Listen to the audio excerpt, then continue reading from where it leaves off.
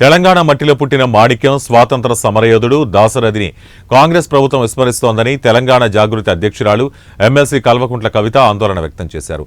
తెలంగాణ సోయి ఏమాత్రం లేని ప్రభుత్వం తెలంగాణను పాలిస్తుండడం విచారకరమన్నారు. శుక్రవారం దాశరథిని నిర్బంధించిన జిల్లా రామాలయంను ఆమె సందర్శించిన అనంతరం మీడియాతో మాట్లాడారు. దాశరథి శత జయంతి సందర్భంగా ఆయన గొప్పతనాన్ని రేపటి తరాలకు తెలిసేలా కార్యక్రమాలు నిర్వహించాలని తాను పలు సందర్భాల్లో ప్రభుత్వాన్ని కోరామన్నారు. ఆయన దున్నపోతు మీద వాన పడ్డట్టుగా ప్రభుత్వ తీరు ఉందన్నారు.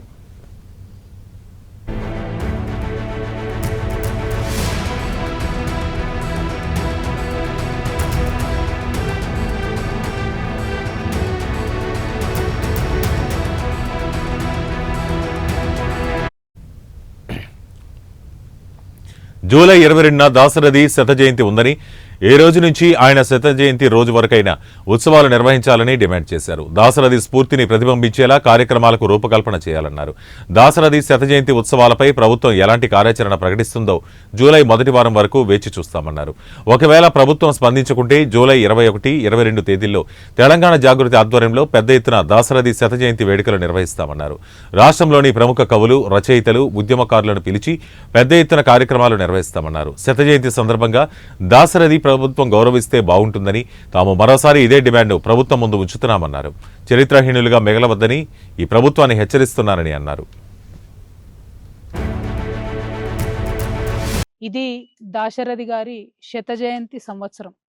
100 సంవత్సరాలు నిండినై దాశరథి గారు వారి యొక్క పుణ్య జన్మనెత్తి మరి వారు మన తెలంగాణ స్వతంత్రం కోసం పోరాటం చేసినటువంటి వ్యక్తి. నిజాం రాష్ట్రంలో జరుగుతున్నటువంటి అకృత్యాలను ఎండగడుతూ అనేకమైనటువంటి పోరాట విధానాలను ఎంచుకొని పోరాటం చేసినటువంటి మహనీయుడు. ఆయన కళాన్ని జుల్పించి ప్రజలందరినీ కూడా ఆ కాలంలో జాగృతం చేసినటువంటి వ్యక్తి. మరి ఈ కిల్లా రామాలయంలో ఇప్పటి వరకు అన్న చెప్పినట్టుగా మరి ఆనాడు నిజాంకి వ్యతిరేకంగా పనిచేసినటువంటి స్వతంత్ర ఉద్యమ యోధులందరినీ కూడా ఇక్కడ బంధించి పెట్టినటువంటి అంశం మనందరికీ తెలిసిందే. దాశరథి గారిని, వట్టుకోట ఆళ్వార్ స్వామి గారిని ఇద్దరిని కూడా ఒకే బ్యారాక్లో పెడితే మరి అన్న చెప్పినట్టుగా ఆజాన్ బహుడైనటువంటి వట్టికోట భుజాల మీద ఎక్కి దాశరథి గారు నా తెలంగాణ కోటి రతనాల వీణ రాసింది మన నిజామాబాద్ గడ్డ అని మనందరం కూడా గర్వంగా అనేక సార్లు చెప్పుకున్నటువంటి సందర్భం. మరి ఆ సీన్ మొత్తం రీక్రియేట్ చేయాలి. ఈ కిల్లా రామాలయం జైల్లో దాశరథి గారి ప్రతిమను, వట్టికోట ఆళ్వార్ స్వామి గారి ప్రతిమను అట్లానే గోడ మీద నా తెలంగాణ కోటి రత్నాల వీణ రాసి మరి ఆనాడు నిజాం సైనికులుగా కూడా వేషధారణ ఉన్నటువంటి వాళ్ళన్నీ కూడా రెడీ చేపించి పెట్టడం జరిగింది.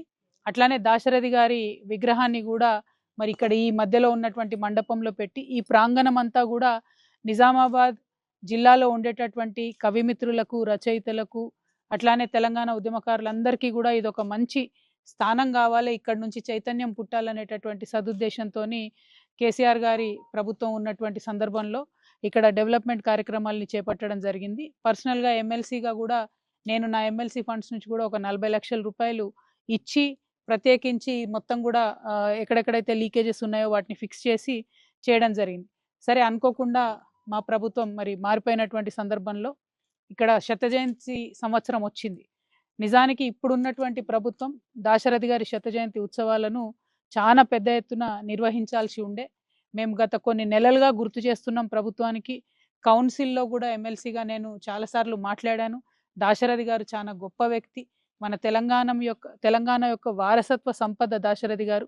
వారిని వదిలేయొద్దు. వారు చేసుకున్నటువంటి, వారు రాసినటువంటి అనేకమైనటువంటి రచనలు గుర్తు చేసుకోవాల్సినటువంటి సందర్భం, వారి పోరాట స్ఫూర్తి గుర్తు చేసుకోవాల్సినటువంటి సందర్భం అని పదే పదే ప్రభుత్వానికి చెప్పినా కూడా దున్నపోతు మీద వానబడ్డట్లు ఉన్నదే ఈ ప్రభుత్వానికి తప్పితే కనీసం తెలంగాణ సోయి అనేటటువంటిది లేదు అన్న విషయం మరొకసారి స్పష్టంగా రుజువైతున్నది. నిన్నగాక మొన్న బిరుదరాజు రామరాజు గారిది కూడా శత జయంతి సంవత్సరం జరిగింది. దాన్ని కూడా ఈ ప్రభుత్వం పట్టించుకోలేదు. ఇప్పుడు